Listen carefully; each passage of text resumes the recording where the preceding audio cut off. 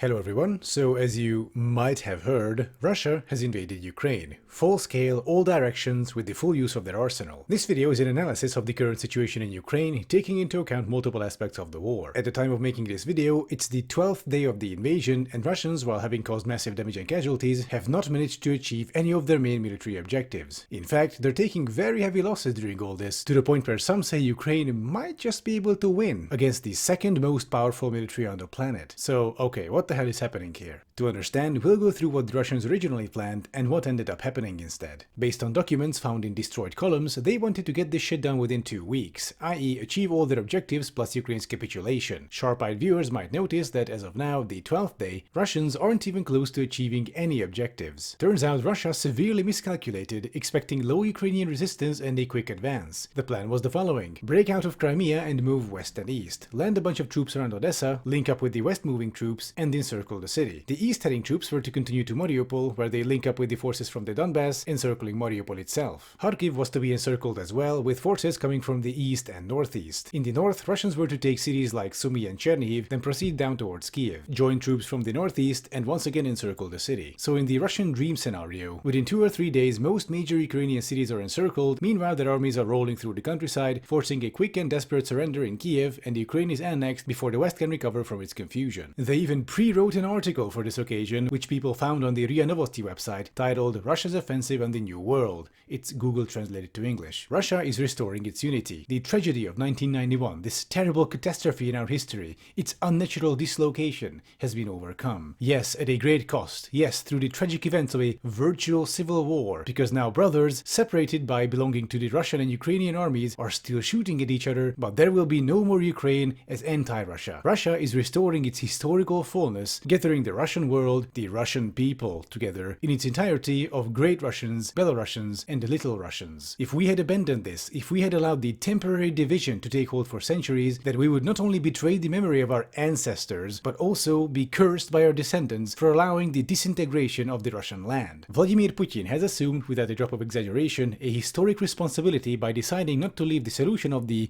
Ukrainian question for future generations. After all, the need to solve it would always remain the main problem for Russia, for 2 key reasons, and the issue of national security, that is, the creation of anti-Russia from Ukraine as an outpost for the West to put pressure on us, is only the second most important among them. Now this problem is gone. Ukraine has returned to Russia. This does not mean that its statehood will be liquidated, but it will be reorganized, re-established, and returned to its natural state as part of the Russian world. In what borders, in what form will the alliance with Russia be fixed, through the CSTO and the Eurasian Union, or the Union State of Russia and Belarus? This will be decided after the end dispute in the history of Ukraine as anti-Russia. In any case, the period of the split of the Russian people is coming to an end. This is literal Nazi shit, by the way. Territorial conquest based on ethno-nationalism, aiming to restore the mythical past greatness of Russia. Oh, by the way, the Russian invasion is officially called Special Military Operation to denazify Ukraine. Go figure. However, as I've mentioned before, the Russian blitzkrieg didn't work. It's day 12, no major objectives have been achieved, and Russians are taking heavy losses everywhere. To understand where they fucked up, let's go back to the very beginning. The whole invasion began by Russians unloading on Ukraine with ballistic missiles, hitting military bases, airports, and so on. This was done to cripple Ukrainian defenses, of course, break their chain of command and send them into chaos, so Russians can just roll in and mop them up. However, Ukrainians got intel from NATO just in time and managed to shuffle things around right before the strikes. While some things did get destroyed, most equipment survived, and, very importantly, the chain of command remained intact. The predicted chaos among the defenders also didn't happen. Ukrainians stood their ground. As a result, Russians started fucking up right at their first objective, namely Kharkiv. That was the first location where they got bogged down, and they haven't managed to advance ever since. In the south, Russians did achieve at least some success, having managed to advance to Mariupol in the east and successfully encircling it. So now comes the hard part for those troops, i.e. to actually try and take the city. And that will take weeks at best, with heavy losses and block-by-block urban warfare. In the north, Russians did manage to roll into cities like Sumy, but were promptly beaten out and forced back to the outskirts. As of now, the most important cities in the north are under Ukrainian control. Russians were supposed to take these cities on their way to Kiev, but when they couldn't, they simply went around them instead, focusing all their efforts on Kiev. But this is leading to additional losses, since they had to stretch their supply lines further in hostile areas. But the real fuck-ups have been happening around Kiev. An important strategic objective to the northwest is Hostomel Airport, which the Russians initially took with a massive helicopter raid. Some 24 helicopters rolled through, clearing out the defenses, followed by elite Russian paratroopers, but then they were defeated by Ukrainians who took back the airport. And not only that, but Ukrainians also shot down 2 IL-76 transport planes. That's easily 300 200 plus KIA Russian elite soldiers. This was a huge loss of face for the Russian military. Russians then broke in from the north proper, taking the Chernobyl zone in the process. But they once again got bogged down, this time in Kiev's northern suburbs, where Ukrainians blew up bridges and keep harassing their columns. Suburbs like Irpin and Bucha are consequently full of wrecked Russian hardware. Aside from the Ukrainian army and the territorial defenses, Ukrainian spec ops are also operating in the area, hence the lack of Russian progress. Okay, so why do Russians move in easy-to-ambush columns instead of simply rolling through the land? The answer is the mild weather turning fields into swamps, and them getting stuck in the mud is only one of the reasons why they avoid it. The second reason is the lack of tire maintenance. Turns out wheeled vehicles need to be moved at least once a month, otherwise their tires decay and become brittle. If you decrease pressure at that point, the tire will simply tear itself apart. And turns out tires need to be depressurized so the vehicles don't sink in the mud. So yeah, for Russians, driving across the fields either means getting stuck in the mud or having tires shred. For this reason, they have to keep to the roads, which makes them easier targets for defenders. Other problems for the Russians include morale and logistics. Russian troops are fighting against a quote-unquote fraternal people for no good reason other than Putin's imperial ambitions. However, many of their troops are essentially kids in their early 20s, conscripts who were forced to sign papers making them temporary contractors so they can be deployed into a war zone. Meanwhile, Ukrainian morale is very high despite everything. But where the Russians truly fucked up is their logistics. They don't have enough food and fuel. Thus, Russians just leave vehicles with empty tanks on the roadside, only to be blown up or towed away by Ukrainians. There are cases of Russian soldiers looting grocery stores for food and knocking on locals' doors at night asking to buy food and fuel for any price. The Russian army simply didn't have enough trucks and other logistics systems for this invasion, and what they have is decreasing rather fast. Just their visually confirmed truck losses are currently above 200. This maelstrom of incompetence has resulted in images like this: 4 Russian Tunguska Sams consisting $16 million